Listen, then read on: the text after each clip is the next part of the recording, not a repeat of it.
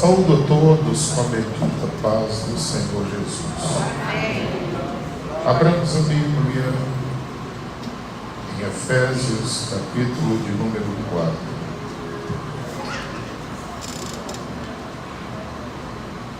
Segunda-feira até sábado nós tivemos uma campanha de oração, jejum, e também acompanhando com a palavra do Senhor nosso Deus, e meditamos um pouco nesta carta. E hoje queremos conversar com os irmãos, baseado no capítulo 4 e alguns versículos que se seguem. Como é culto de ensino, todos são sabedores. Escute essas 4 orientações. A Bíblia diz em Provérbios 9:9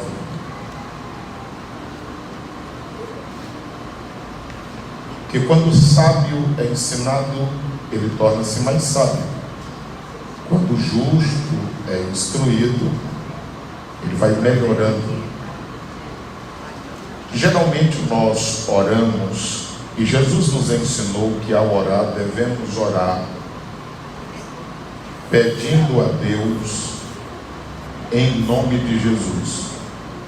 Então sempre que oramos dizemos: Deus, faça isso, eu te peço em nome de Jesus.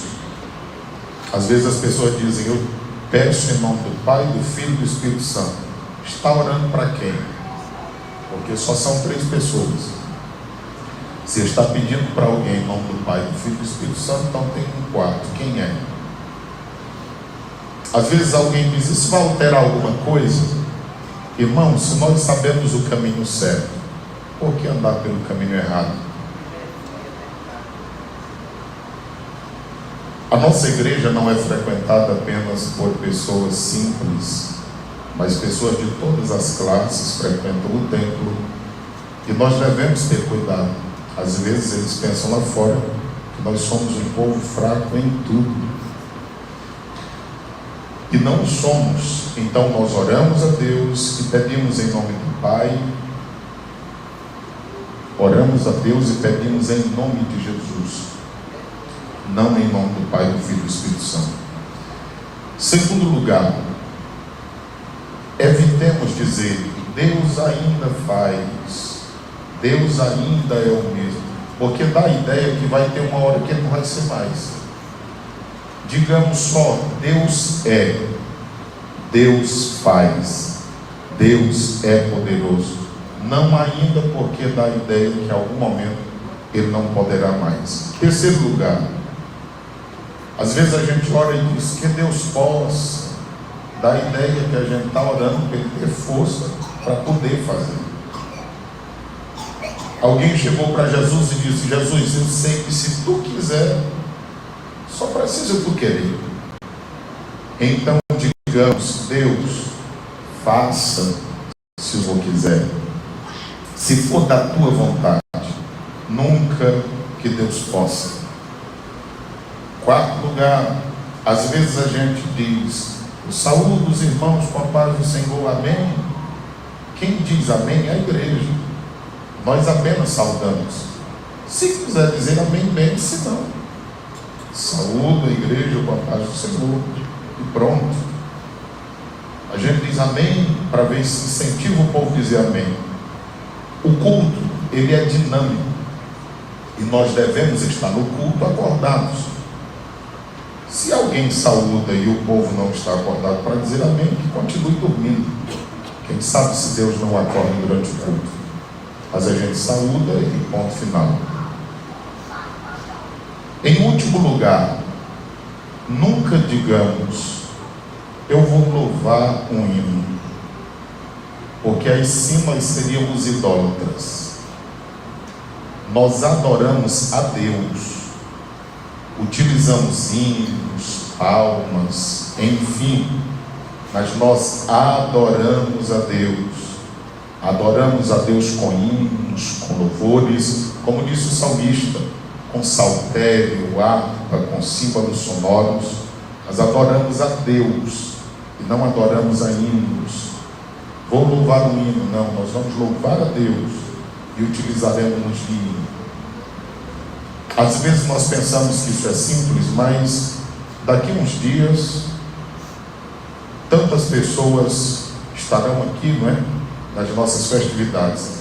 Aí a gente faculta a oportunidade, alguém fala isso, a primeira coisa que as pessoas olham: será que essa igreja o pastor me ensina? As pessoas nunca pensam assim: será que esses irmãos nunca quiseram aprender? Sempre o pensamento é: será que aqui não tem quem ensine?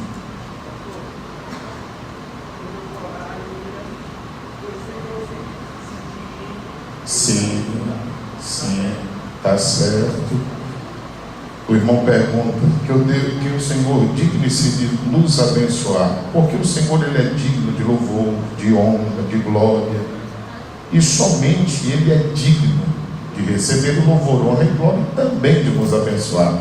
Até a dignidade que nós temos foi Ele também que nos concedeu na cruz do Calvário.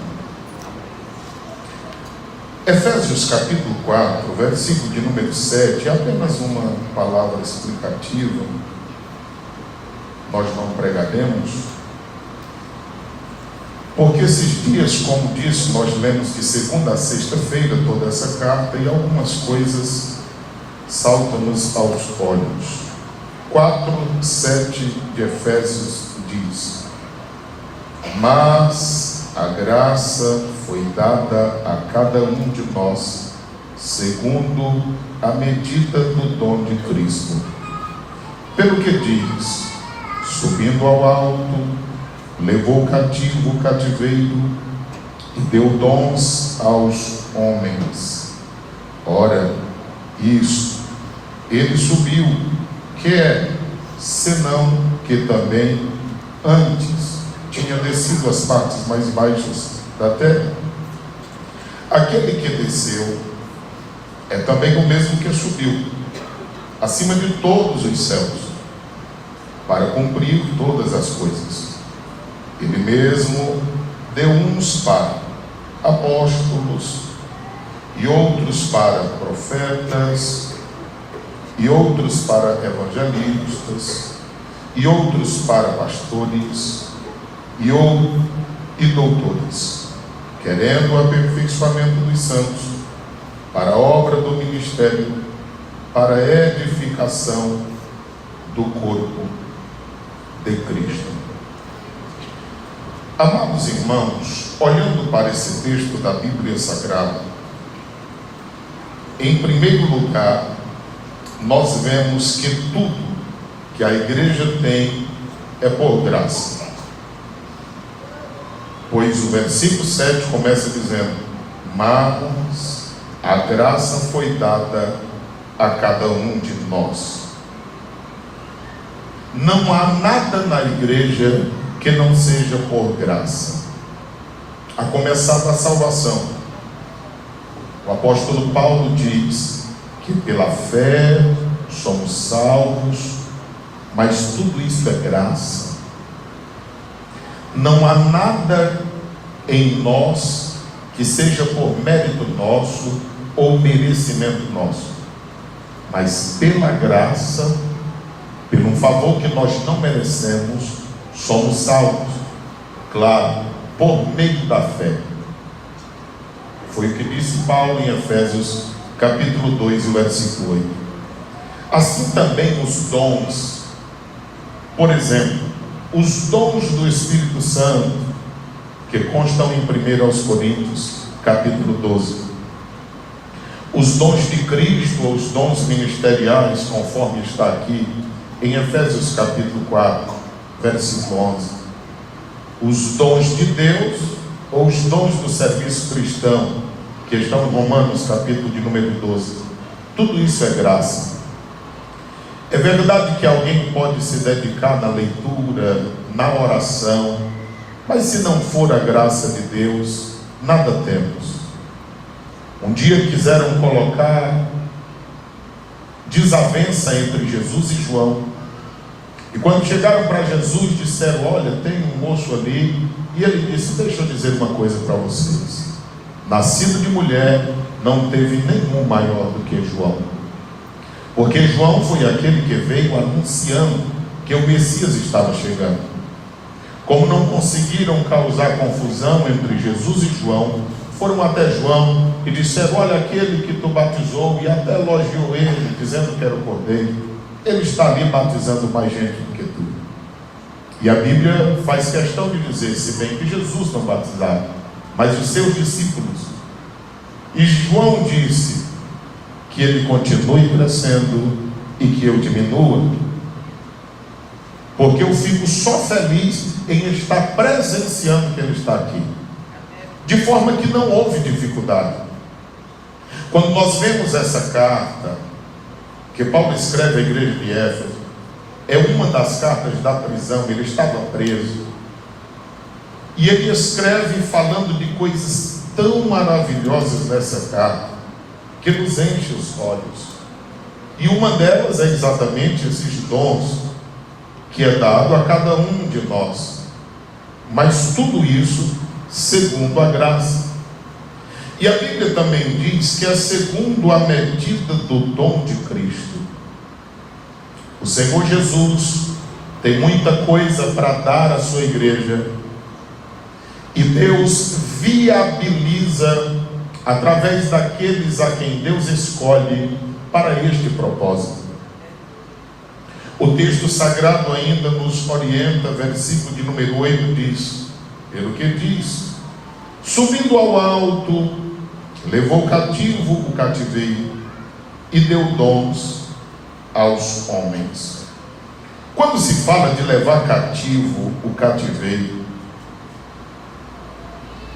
a lembrança é exatamente do que aconteceu depois do Calvário. Todos nós sabemos, mediante o que Jesus explicou em Lucas 16, que no Hades havia um abismo que separava o seio de Abraão do Hades. Depois do Calvário, de acordo com o que Paulo está dizendo, e ele está citando o que o salmista disse, diz que ele levou cativo o cativeiro. E o texto ainda diz: e deu dons aos homens. O que seriam esses dons que Deus deu aos homens? Alguém pensa ser algo vindo do céu, mas quando nós olhamos o texto em que Paulo está baseado, dê uma olhada. É Salmos 68 e o versículo 18 e 19. Salmo 68, versículo 18 e 19. Olha a distância que o salmista já tinha visto isso. O texto diz, 68, 18 e 19: tu subiste ao alto, levaste cativo o cativeiro. Escute isso: recebeste dons para os homens e até para os rebeldes, para que o Senhor Deus habite entre eles. O que o salmista está dizendo? Que dons aqui não é algo exatamente que venha do céu, se bem que tudo que temos é por graça. Mas esses dons de que Paulo fala, que já tinha sido apontado pelo salmista, são homens que Deus escolhe para liderar o seu povo. É por isso que eu digo aos irmãos da responsabilidade que pesa sobre qualquer pessoa que Deus levante como líder na sua casa, seja o líder de uma escola bíblica dominical, seja um ensinador de uma classe, líder de jovens, adolescentes, crianças, enfim, qualquer função que nós recebemos na casa do Senhor para liderar é uma importância muito grande, porque Deus está dizendo que quando Ele quer abençoar o seu povo, Ele dá presentes ao seu povo em forma humana, Então, líderes que Deus escolhe e dá à igreja é como presente, como dons, para que o seu povo, o povo de Deus, seja abençoado através destes. Pergunto, é ou não é uma grande responsabilidade? Olha como o texto é claro. Recebeste dons para os homens, até para os rebeldes. Por que os rebeldes? A igreja tem crentes bons, mas também tem aqueles que ainda não nasceram de novo, que são rebeldes. O crente fiel, ele vem a um culto, ele ouve a palavra, ele é edificado. Naquilo que ele precisa ser corrigido, ele diz: eu dou glória a Deus, porque nisto o Senhor me advertiu nessa noite. Mas aquele que não é convertido ainda, quando recebe uma advertência, diz: eu não gostei do culto, precisava isso, precisava aquilo. Porque a Bíblia diz que Deus dá presentes tanto aos bons quanto aos rebeldes. É por esse motivo que nós que lideramos devemos ter cuidado para que não desvaneçamos na caminhada. Você lembra de Paulo em 2 Coríntios 12, 14, 15, quando ele diz assim: eu amarei vocês cada vez mais, ainda que por vocês seja menos amado. Líderes que se preocupam se é amado ou não, para poder servir com excelência, está longe de saber o que é liderar. Porque todos que lideram por amor a Deus, a sua palavra e consequentemente ao povo, sem que haja nenhuma necessidade para termos retribuição ou não. E não quer dizer que alguém não goste. Quem não gosta de ter um trabalho reconhecido? Somos seres humanos. Mas eu estou dizendo que essa não deve ser a motivação de quem quer que seja. Porque se a Deus e a sua palavra e ao povo que nos escolheu para liderar, nós faremos com excelência, independentemente das atitudes das pessoas. O texto sagrado ainda diz em Salmo 68, 18, que Deus fez isso para que o próprio Deus entre os seres humanos. É por esse motivo que é uma responsabilidade nossa liderarmos, porque esse texto está dizendo que representamos Deus. As pessoas saberão se Deus está entre elas ou não a partir dos seus líderes. E eu sempre tenho dito à igreja que quando falo de líderes, não falo apenas de líderes eclesiásticos na igreja, mas, por exemplo, um pai de família é um líder na sua família. Quando este falta, a mãe é uma líder na sua família, é uma sacerdotisa. Na realidade, se nós não nos comportarmos como crentes no nosso lar, dificilmente nossos filhos desejarão servir a Deus. Quantos filhos de crentes não estão revoltados, distanciados de Deus? Nem todos eles foi o mesmo motivo. Mas, por exemplo, a maioria das pessoas que dizem ser ateus, geralmente eles tiveram alguma decepção relacionada à fé e transferiram essa decepção exatamente a Deus, achando que Deus era culpado de alguma coisa, e começaram a desenvolver essa ideia de que Deus não existe porque eles sofreram. O versículo 19 diz: bendito seja o Senhor, que de dia em dia nos cumula de benefícios, o Deus que é a nossa salvação. Aqui já é o salmista agradecido pelo que Deus fez, no versículo de número 18, e ele compreende que todos os dias, quando nós somos gratos a Deus pelo que Ele já nos deu, Ele continua a nos acrescentar. Por quê? Porque é de Deus que vem a salvação, e Deus não faz nada sem que não esteja visando a salvação da humanidade. Efésios capítulo de número 4, versículo de número 9, Paulo continua orientando ainda acerca do que ele disse no versículo de número 8, quando cativo ao cativeiro. Versículo 9 ele diz: ora isto, ele subiu, que senão o que também antes tinham descido, as partes mais baixas da terra. Quando nós olhamos para esse texto, o que é que nos vem à mente logo?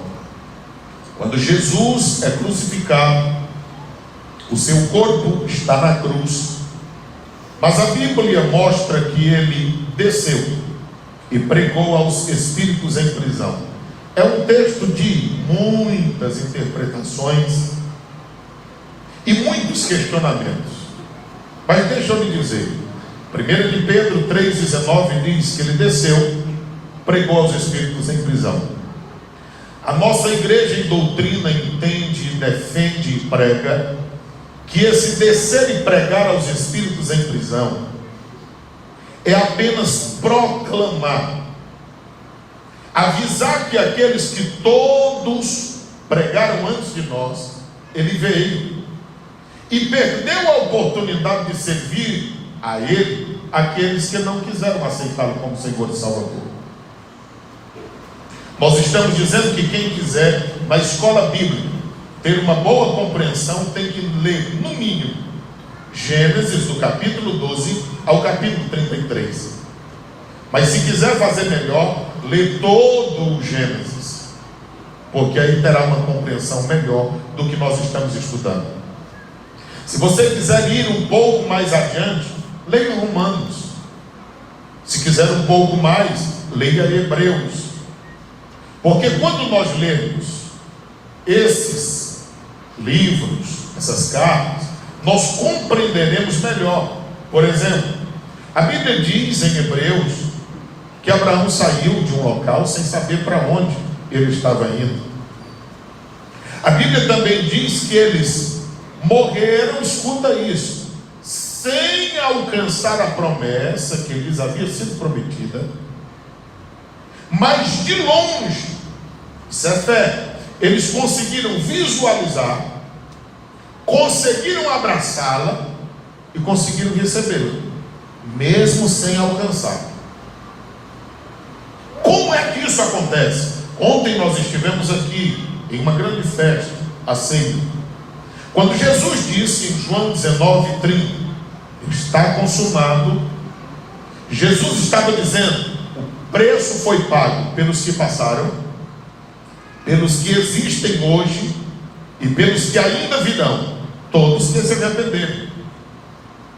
Então o poder do sacrifício de Cristo na cruz do Calvário, ele tem o poder de salvar por antecipação, de uma forma melhor para que compreendamos, de uma forma retroativa, aqueles que morreram acreditando.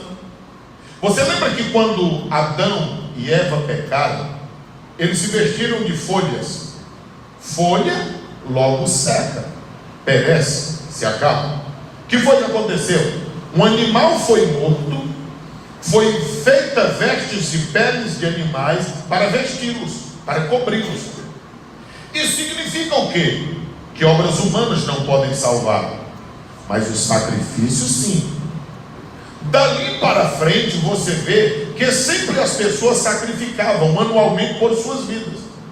O sangue derramado já apontava para Cristo. Aquele sangue não perdoava, não apagava os pecados, mas os cobria. Porque a morte de bezerros, cordeiros, de pássaros, estavam sempre apontando para Cristo. Você lembra do bode quando era morto e o outro era solto? Um era morto, a natureza humana de Jesus. O outro era solto. Então entendia-se que ele estava levando o pecado para bem longe. Quem é que não lembra de Miqueias 7,19? Ele perdoa os nossos pecados e lança em um local para deles não lembrar mais. Da mesma forma acontecia com o pássaro. Um era sangrado e o outro era solto, novamente simbolizando a natureza humana, a natureza divina de Cristo, uma que morre e outra que permanece viva. Então, ao olharmos para esse texto da Bíblia Sagrada, de Efésios capítulo 4, nós compreendemos exatamente isso, que na cruz do Calvário todos foram perdoados. Logo, 1 de Pedro 3,19 não era uma pregação para arrependimento, porque tudo que alguém pode fazer por sua salvação é enquanto vida tiver. Depois da morte, Hebreus 9:27, segue-se ao juízo. Não tem salvação depois da morte, não tem purgatório. A sepultura não é o final, não existe reencarnação, não existe karma para purificar as vidas. Existe o sacrifício de Cristo Jesus no Calvário, que quem crê nele tem o perdão dos seus pecados e estará com Cristo eternamente. Esse texto sagrado nos diz, ainda de 1 de Pedro, porque no capítulo 4, versículo 6 diz que esse evangelho foi pregado até mesmo aos mortos, para que mesmo que na carne sofressem, mas que tivessem vida no Espírito. Como que esse evangelho foi pregado aos mortos? Pedro está falando de um povo que ouviu o evangelho, que morreu, e que quando ele estava escrevendo, agora já haviam morrido. Aí ele diz, foi pregado a eles enquanto estavam vivos, mas agora estão mortos. Então foi pregado aos mortos, para que mesmo sofrendo na carne, porque eles sofreram. Você lembra de Hebreus 12:4, quando diz assim, que nós ainda não sofremos até o sangue? Quem foi que já derramou o sangue aqui por Cristo? Mas aqueles que vieram antes, que está na lista de Hebreus capítulo 11, foram cerrados ao meio, levaram a espada, foram queimados ao fogo, enfim, muita perseguição. E eles sofreram tudo aquilo para que nós tivéssemos como exemplo e não desistíssemos de Cristo por nada. Agora imagina como será feio chegar no céu ou no dia do juízo e alguém dizer, você desistiu de Cristo porque o irmão olhou para mim com a cara feia na igreja, e esses outros aqui que foram cerrados ao meio, queimados ao fogo, morreram ao fio da espada, leões devorados, e eles não desistiram. Você desistiu por quê? Ninguém nunca me visitou. E esses aqui, que foram visitados, mas foi como um Paulo da vida, que os prendia, batia, levava para a cadeia ainda. Por que eles não desistiram? Irmãos, quem se entrega a Cristo pelo real objetivo, aconteça o que acontecer, venha o que vier, a sua visão está olhando para Cristo e dele jamais desistirá. Alguém já disse que quem sai da igreja por causa de pessoas nunca estiveram na igreja por causa de Jesus. Pois quem salvou a nossa vida, quem garante a nossa salvação é Jesus Cristo de Nazaré, aquele que ouvimos ontem, que morreu na cruz, e ele convida até hoje, pode vir a mim. Quem? Todos os que estiverem cansados, todos os que estiverem oprimidos, todos os que estiverem sobrecarregados, e eu vos aliviarei.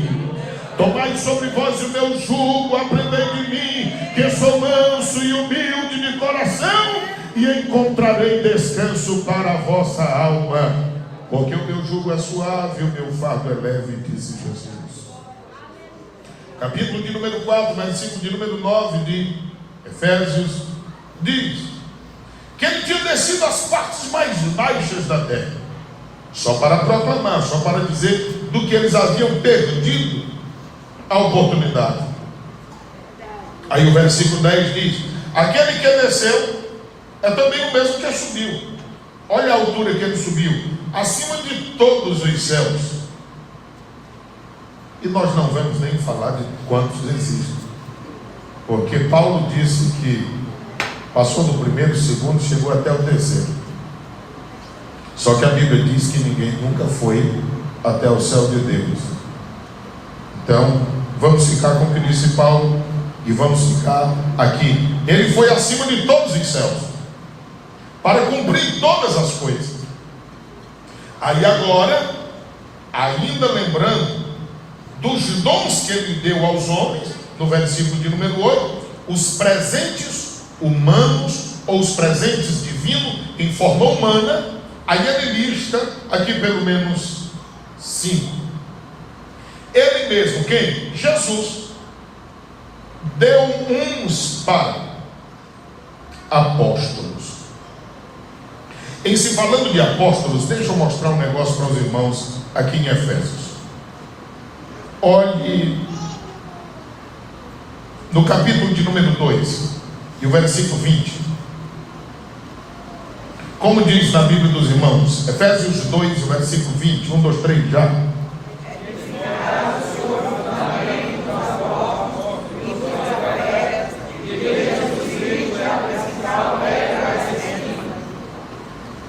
Observe só esse detalhe. Primeiro vem o nome apóstolos, depois vem o nome profetas. Capítulo 3 e o versículo de número 5. Toda a igreja, 1, 2, 3, já.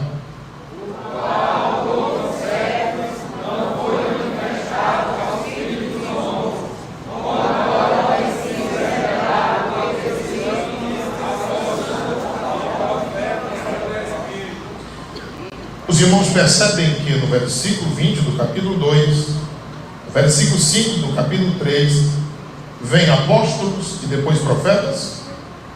Agora leia o capítulo 4, versículo de número 11.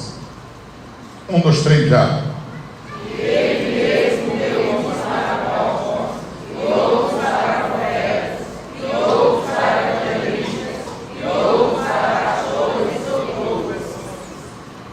Veja só, nesses 3 versículos que os irmãos acabam de ler, 2 e 20, 3 e 5, 4 e 11, aparece na sequência apóstolos e depois profetas.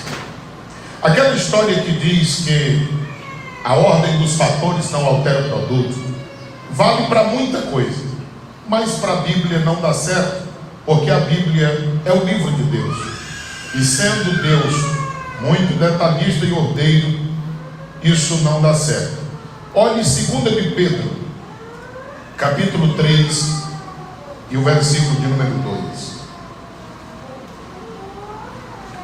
2 de Pedro, capítulo 3 e o versículo de número 2. Toda a igreja mais uma vez, já.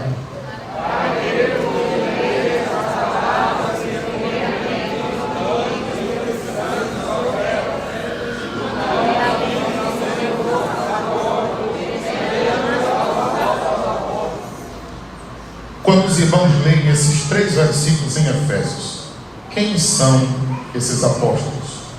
E quem são esses profetas? Quando nós lemos em Efésios, apóstolos e profetas, está falando do Novo Testamento. Esses que nós estamos acabando de observar no capítulo 4 e o versículo 11.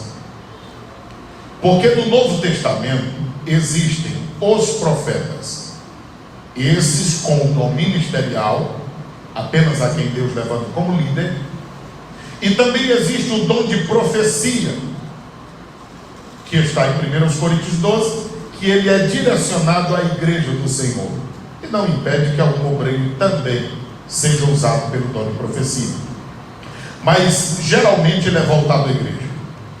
Então, seja pelo dom de profecia, seja pelo dom ministerial de profeta, no Novo Testamento há profetas. Todavia, a sua profecia não tem o mesmo peso de autoridade como no Antigo Testamento, porque os profetas do Antigo Testamento está aqui, registrado na Bíblia, foi canonizado. Toda profecia, mensagem, sonho, visão que nós ouvimos neste tempo, nós temos que analisar mediante a Bíblia. Do caso contrário, alguém pode, uma hora, se dar mal. Então a gente deve ter muito cuidado quanto a isso. Então, apóstolos e profetas, exatamente nessa sequência, de Efésios 2, 23, 5 e 4 e 11, fala do Novo Testamento. Agora, quando de 2 de Pedro 3 e 2, fala primeiro santos profetas, e somente depois apóstolos, agora está falando de quem? Santos profetas do Antigo Testamento e apóstolos do Novo Testamento. Essas coisas fazem uma diferença muito grande para que nós compreendamos o que a palavra do Senhor quer nos orientar. Voltando para Efésios 4:11, diz: Deus deu uns para apóstolos. Em primeiro lugar, eu quero dizer aos irmãos que essa lista que existe aqui não é uma sequência decrescente e nem crescente. Essa lista que está aqui não está na mente de Deus e nem do apóstolo Paulo, de mostrar o maior, o médio e o menor. Porque se assim fosse, aí teria que voltar ao capítulo 1, versículo 1 a 6, e aí jogar tudo fora, porque está falando de unidade. Como terá unidade se houver um maior, um menor e um? Como haverá unidade se houver uma competição? Não tem nada a ver com isso. O que a Bíblia Sagrada aqui está a nos mostrar é que, olhando para esta lista, o desejo de Deus é que toda a sua igreja esteja ajustada, de uma forma que em tudo o nome dele seja glorificado. Aí quando nós olhamos o papel de cada um desses dons que está na vida daqueles que servem a Deus, aí nós veremos que a igreja precisa de todos eles. Quando adolescentes, eu li um livro em que o autor dizia assim: bom seria que toda a igreja tivesse pelo menos 5 obreiros, 5 pastores, e que cada um deles tivesse pelo menos um desses dons ministeriais, que a igreja seria uma bênção. Alguém que conheceu o pastor Estevão Ângelo diz que ele tinha na sua vida esses 5 dons ministeriais, pela forma como ele viveu, desenvolveu. E alguém que tem esses dons, ou algum deles, pode não ter o entendimento que o tem, mas uma coisa eu garanto: a igreja sabe quem tem, quem não tem e qual é o que tem. A igreja sabe disso, porque a igreja, ela tem o Espírito de Deus, ela olha os seus líderes e ela vê em como cada um deles se desenvolve. Aqui nós temos pelo menos 6 pastores, e a quem dera que cada um de nós tenhamos algum desses, para que todos nós possamos unidos servirmos a igreja melhor. Quando nós olhamos para o dom de apóstolo, eu disse que não é uma hierarquia, não é uma escala ascendente ou descendente, mas são dons dados à igreja para que ela viva bem. E aí é só lembrar de 1 Coríntios 12, quando Paulo diz que o corpo não pode estar dividido. O olho faz o trabalho de ver, mas o olho não consegue escutar. O ouvido escuta, mas o ouvido não pode falar. Irmãos, como igreja, cada um de nós, Deus escolhe com propósito. Sabe o que eu acho lindo em Deus? É que 1 Coríntios 12, 26 diz que os membros do corpo, por menor que seja, é importante no corpo. Por exemplo, para que a orelha? Tem uns que é maior, tem outros que é menor, tem umas que é mais fechada, outras mais abertas. Mas qual é o propósito? Qual é o propósito de todas essas curvas que existem nessa cartilagem? É exatamente de receber o som e de levá-lo até o ouvido, para que nós possamos. Então não existe nada que não seja útil no corpo, ainda que nós nos achemos mínimos. Mas saiba, Deus quer usar você, Deus quer usar a mim, porque Deus tem um propósito para você no corpo. Agora nós precisamos entender o que somos, nos disponibilizarmos a servirmos, sem que haja nenhum problema entre nós quanto à competição, ciúmes ou inveja, porque o objetivo é o final. O final daquilo que tudo que nós estamos fazendo glorificará a Deus, edificará a igreja, conseguirá trazer pessoas a Cristo. Então bendito seja o nome do Senhor para todos sempre. Ele é glorificado. O apóstolo de que Paulo fala era aquele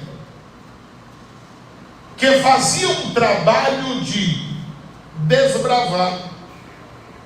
Era aquele que chegava no local onde nem crente havia. Lembra de Paulo? Paulo diz assim: olha, nós que somos apóstolos, alguns pensam que nós somos o lixo do mundo. Nós somos as coisas desprezíveis para o mundo. Se acha que Paulo está falando de outrem, ele está falando do que ele sentia na pele. Só que isso não desmotivava Paulo. Ele dizia: combater um bom combate. Ele dizia: eu não estou dando murro no ar. Ele dizia: eu não estou correndo em vão. Ele dizia: eu sei em quem eu tenho crido, e Ele é poderoso para guardar o meu depósito até o final. Quando a gente tem compromisso com Deus, a sua palavra, sabemos do propósito para o qual fomos chamados, nada, por mais que nos entristeça, nos leve a ficar pensativo um momento ou outro, mas nós nos levantaremos, ficaremos de pé, o nome do Senhor será glorificado e a obra do Senhor avançará.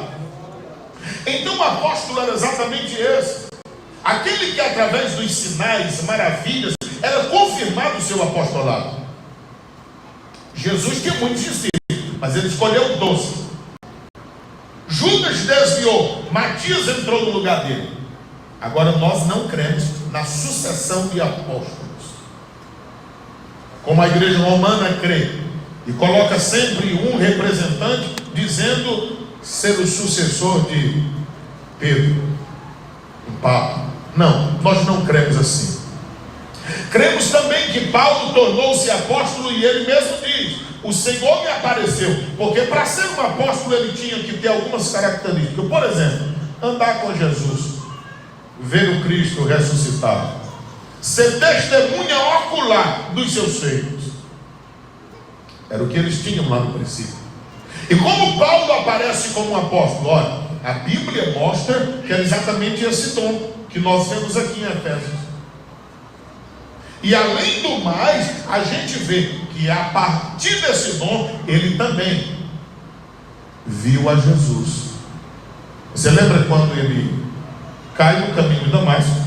Ele se ausenta, e por um espaço de aproximadamente 13 a 14 anos, ele fica numa região da Arábia que até hoje é incerta.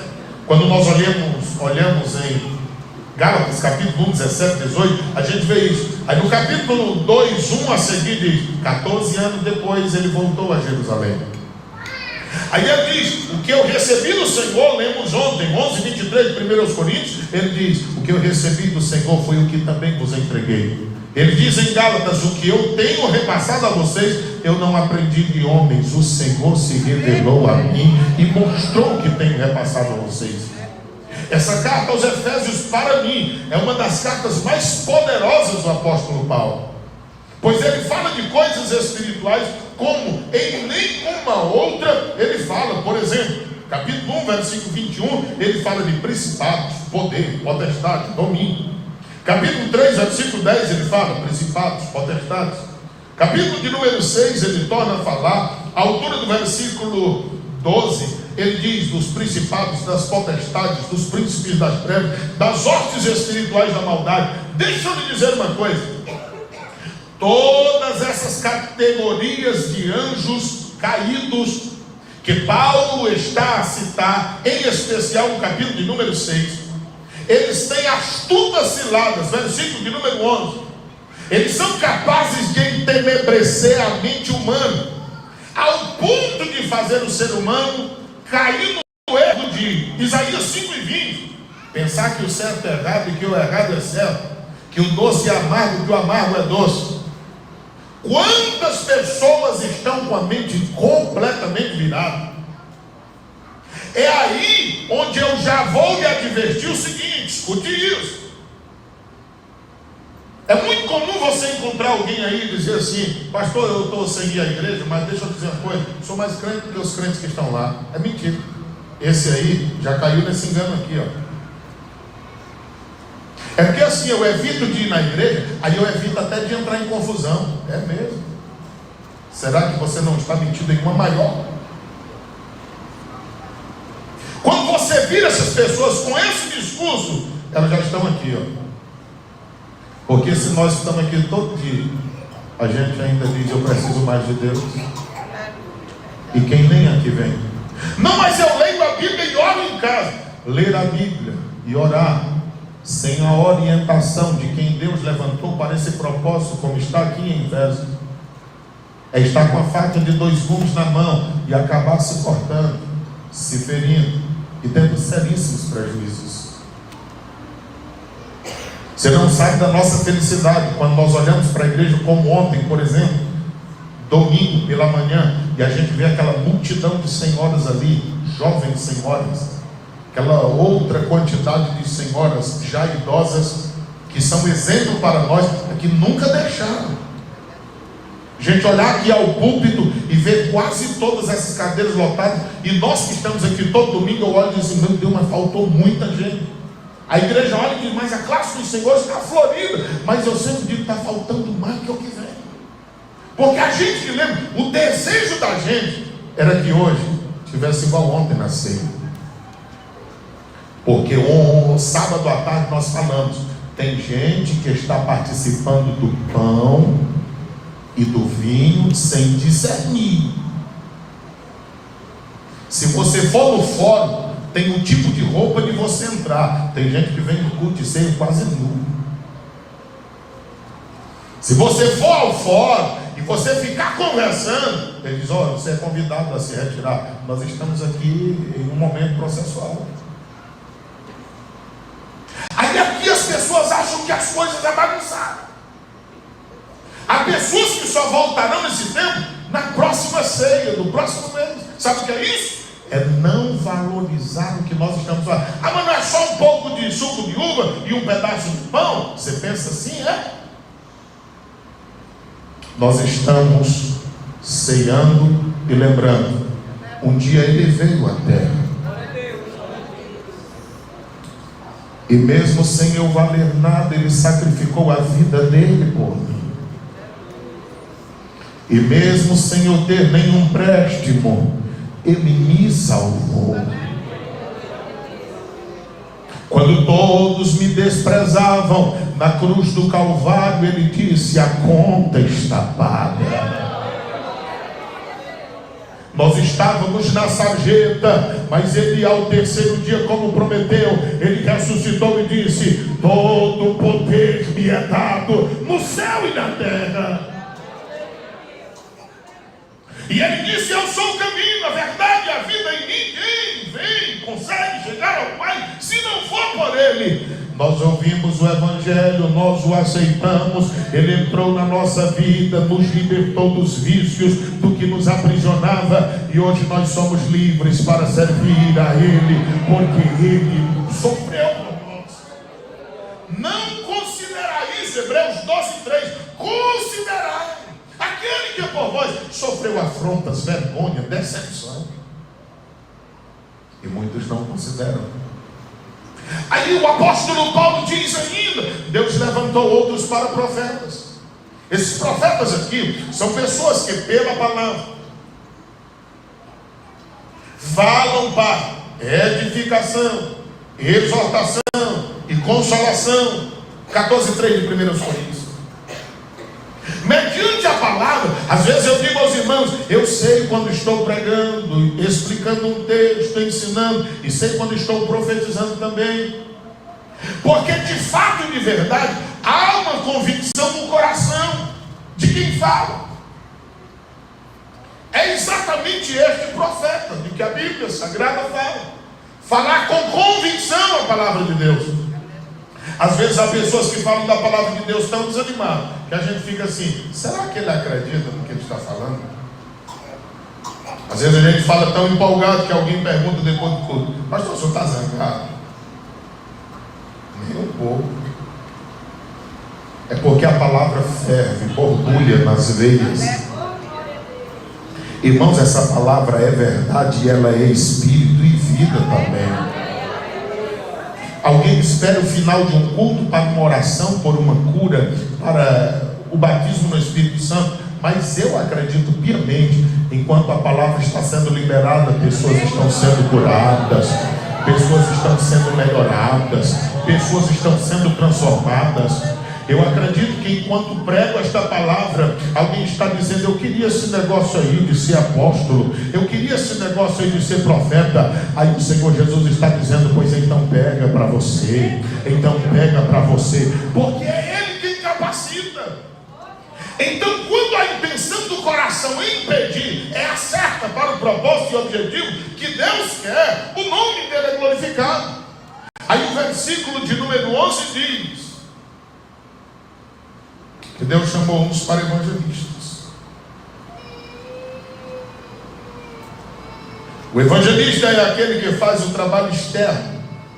Em nada é maior ou menor, mas faz o seu trabalho.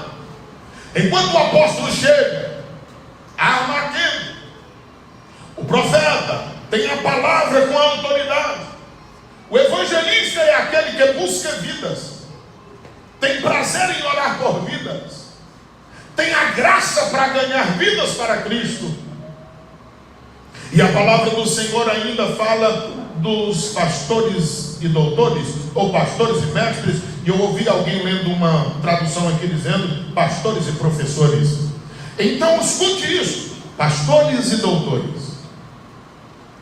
Bom é, e é necessário, que todo pastor seja um mestre, mas nem todo mestre será um pastor. Quanta coisa a gente às vezes vê na igreja, pessoas que se desenvolvem bem, são de fato doutores, são mestres, mas se você colocar para pastorear, você vai ver um desastre. Mas o pastor, ele é aquele que apacenta, protege, cuida, zela. Alguém pode dizer assim: mas ele quer entrar na vida de todo mundo, quer saber da vida de todo mundo. Sabe o que é isso, pastor? Cuidado, proteção. Às vezes consegue ver alguma coisa que está longe e diz: olha, tenha cuidado com isso, com aquilo, preste atenção bem nisso. Ah, agora quer ser. Alguém diz até assim: quer ser macumbeiro agora. As pessoas não têm ideia do que é um presente divino em forma humana. Mas a palavra de Deus nos mostra o seguinte: que Deus escolhe pastores e doutores. Deixa eu dizer uma vez: o que o pastor e o mestre ou o doutor faria se não tivesse o evangelista para buscar as pessoas? Se não tivesse o apóstolo para desbravar, se não tivesse o profeta com a autoridade para colocar as coisas no trilho. Observe que Deus levanta todos estes. Nosso tempo se foi. Deixa só eu ler o versículo 12. Diz assim: sabe o que é isso? Olha o objetivo de tudo isso aqui. Versículo 12 diz: aperfeiçoamento dos santos. Quando eu olho para esse aqui, eu fico assim: mas não é santo? Precisa ser aperfeiçoado? É porque esse santo aqui não é alguém que é perfeito, é alguém que foi tirado do mundo, separado do mundo para Deus.